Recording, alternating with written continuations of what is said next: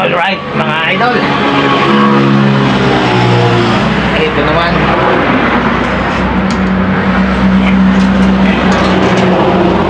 Ito naman ang susubukan nating lutuin ngayon, mga idol. Yan. Kulita ba? Kulita. Ano bang masarap na luto sa kulita, mga idol? Sisig, adobo. Adobo sa gata. Tinola. Yan. Susubukan natin yan, mga idol.